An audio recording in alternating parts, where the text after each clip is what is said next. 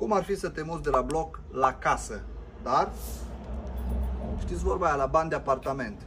La 17 km de centrul Clujului am o proprietate de vânzare. În mod normal nu faci mult, undeva la vreo 20 de minute.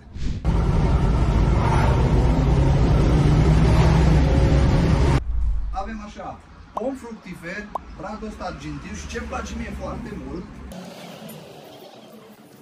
iedera asta ce acopere tot gardul, începând de la intrare până aici în spate. O să mergem imediat, roată, frumos, să vă arăt partea din spate. E faină viața la țară, mă. Aici o parcare acoperită și partea din spate cu acces din casă, evident.